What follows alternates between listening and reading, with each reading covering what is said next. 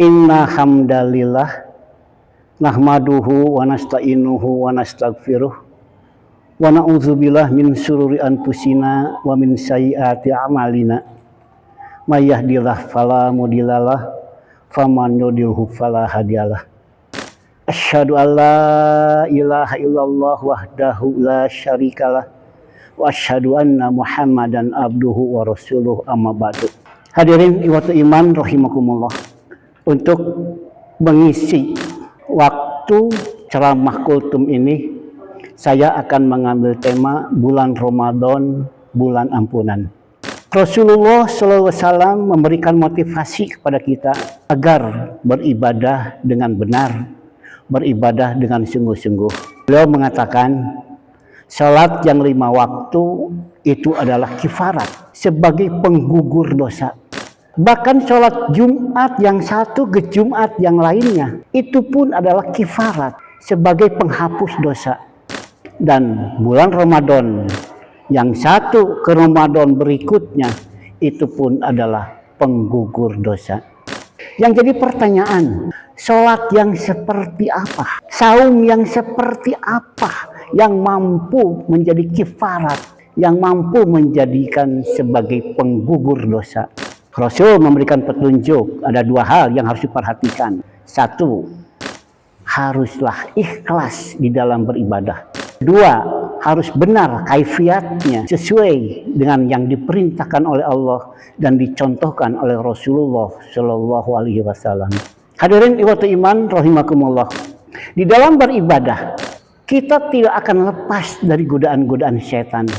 Apalagi di bulan Ramadan ini, Nabi mengatakan bahwa di bulan Ramadan ini pintu surga dibuka, pintu neraka ditutup, dan setan-setan dibelenggu. Siapa yang mampu membelenggu setan itu?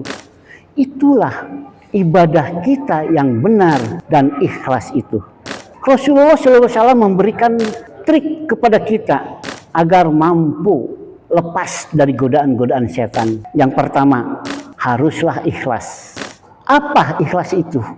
Ikhlas adalah lillah, semata-mata hanya karena Allah. Kita beribadah bukan karena ingin dipuji orang, tidak ingin dilihat oleh manusia, mendapat penghargaan dari manusia. Semata-mata inna sholati wa nusuki wa mahyaya wa mamati lillahi rabbil alamin. Semua ibadah kita, bahkan hidup dan mati pun, itu semata-mata karena Allah Subhanahu wa Ta'ala.